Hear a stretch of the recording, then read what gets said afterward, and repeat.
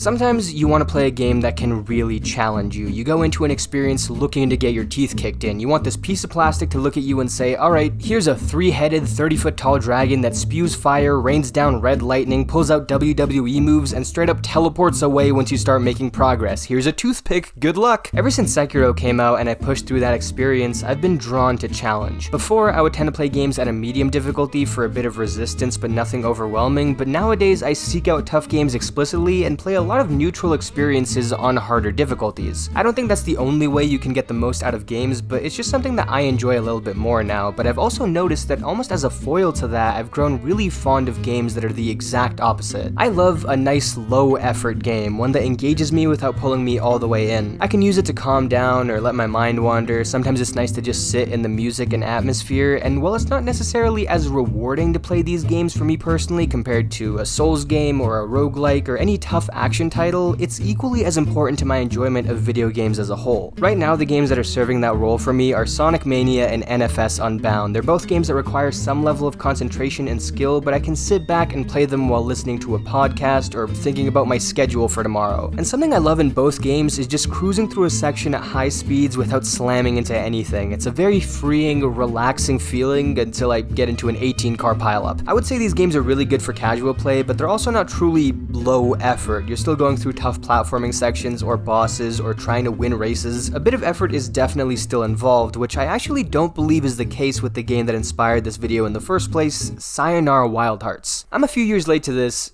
but this game is awesome. It's so expressive and bright, and it constantly introduces new ideas into the mix, and after about an hour and a half, it's over, you've finished it. Now all you can do is run it all back. So I did. The joy of Sayonara Wild Hearts is in soaking in its incredible presentation, enjoying its energetic music, and in collecting as many of these little hearts as you can. That's about the extent of it. Aside from moving left and right, the only other input is a singular action button. You get a prompt on screen for when you need to dodge or jump, and pressing the action button on time, on beat, automatically performs that task, with the timing on that prompt being super forgiving. Not only is the gameplay dead simple, but this is a game where failure is rare, and if you do fail, you're only sent back a couple of seconds. The game will even ask you if you want to skip to the next section after just a few failed attempts. The only way to really screw this up is by accidentally running into pretty easily avoidable obstacles or mistiming the action. All things considered, the game part of this game almost fades into nothing, which is something that IGN made a point of in its review as its main flaw. In my opinion though, this is actually the game's greatest strength. I was never challenged by Sayonara Wild Hearts. I hardly ever had to multitask, I wasn't trying to learn patterns or react quickly to attacks or juggle a bunch of enemies at once, but I was able to sit back and listen to some synth pop, pick up a bunch of little collectibles, and see the bright imagery around me swirl and flip and contort to create these unforgettable sequences. Sayonara Wild Hearts is a straightforward ride through an ethereal space with magic elk and alternating dimensions, and all it asked from me was to engage with it just enough to be part of that ride myself. It's a game I love just as much as some of the tougher ones I played last year, even if some people might act like it's hardly a game at all. I think an emphasis on music can produce a lot of these types of experiences. A couple others that come to mind are Unbeatable and Melatonin. Unbeatable, especially if you crank the difficulty up, can be a decent challenge and requires some focus until you hone your skills a bit, but it's also a game that only uses 2 buttons, one for go up,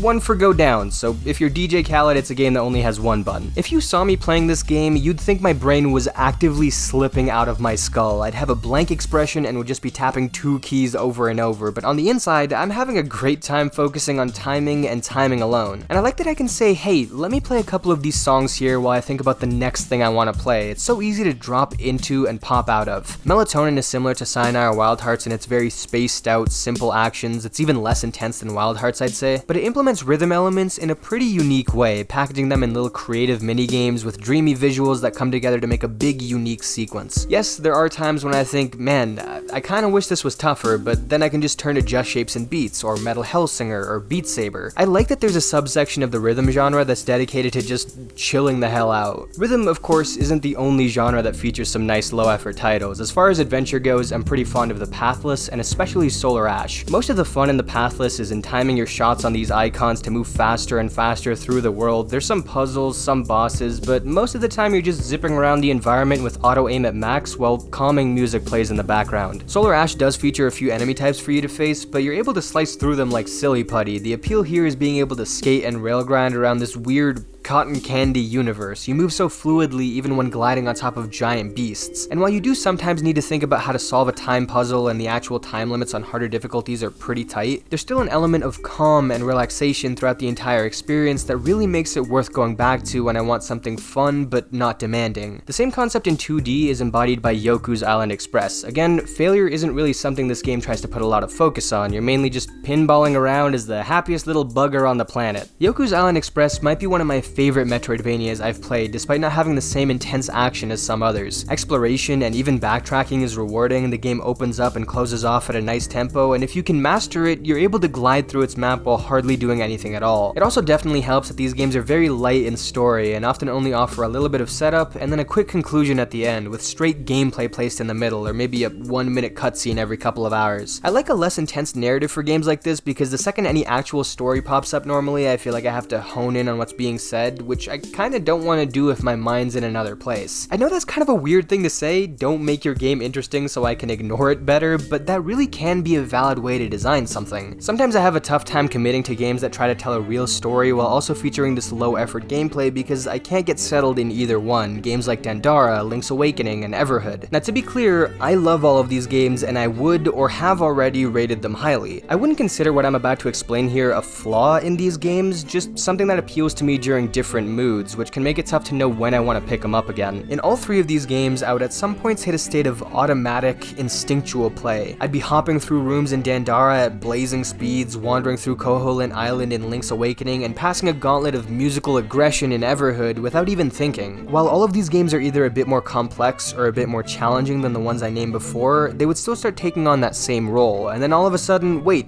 I gotta meet new characters, I gotta read 20 minutes of dialogue, I need to head over to the other side of this confusing map and try and chart the path forward. Again, I love these games, and their entertaining dialogue and trippy narrative and sense of discovery makes them better, but sometimes I felt like I glazed over story segments because the gameplay had checked my mind out a bit and I wanted to go back to that, or flip side, I felt like I couldn't get back into the laid-back gameplay for a bit because I was asked to constantly wake up and pay attention. It's nothing destructive to the experience, but I thought it was an interesting thing to bring up when discussing games of this nature. Sometimes stories themselves can also come across as low effort, on the part of the player I mean, not on the part of the developers. I'm not talking about when Far Cry puts out the same story 4 times in a row and thinks we won't notice. I'm talking about stories that work their way into your brain subconsciously and sometimes wordlessly while still delivering a powerful message. A lot of my favorite cinematic or puzzle platformers pull this off well, like Little Nightmares and Inside. I haven't played Grease yet, but it interests me for the exact same reasons, and while it's not much of a platformer, I think Journey is maybe the best example of a low-effort game in all aspects that still had an incredible impact on gaming, including on narrative structure. As much as I like Solar Ash, I do prefer how the team's last game, Hyper Light Drifter, told its story through environments and a few pictures, because that was just such a unique and impactful way of telling a story without actually telling us the story. A lot of narratives can feel a bit generic or boring when you tell them, and at that point it might be better to use imagery and music to let the player feel them instead. If I asked a bunch of random people to name some of their favorite low-effort games, I feel like after not too long we'd get into some visual novels and choose-your-own-adventure games. Stuff like Pentiment or Telltale's whole library, and that does initially fit the definition I put out there. These games really don't ask a lot from the player at a first glance,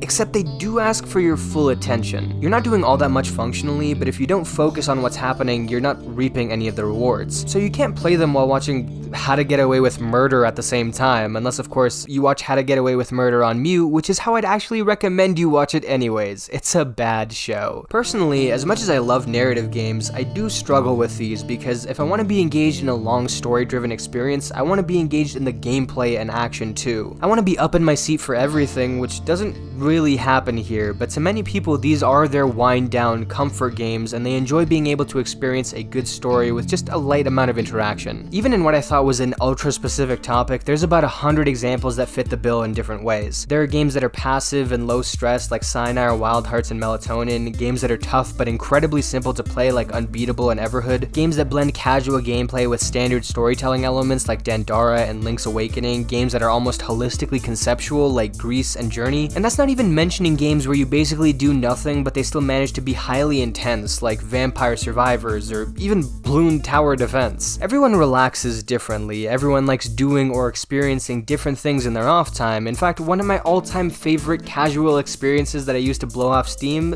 is Sekiro, now that I know it inside and out, even though it was probably the game that I struggled with the most when I first played it. But no matter what your personal tastes are, I think it's important to have games like these, especially as more avid players. I found that they're really helpful for me to just de-stress and calm myself down a bit. I love that games can make me feel accomplished or emotional or excited, but sometimes I just need them there after a hard day, and when that's the case, these are the ones I end up drawn to. I'd love to hear some of your guys' favorite low-effort games, no matter how exactly you define them. Just something you can start up and enjoy without needing to put too much energy into it. I have a feeling with how intense early 2023 is for big games, I might need some more casual stuff to play in between, so I would love to hear some more suggestions. Leave your favorites in the comments, subscribe, join the Discord, it's in the description, and I'll see y'all next time. Peace.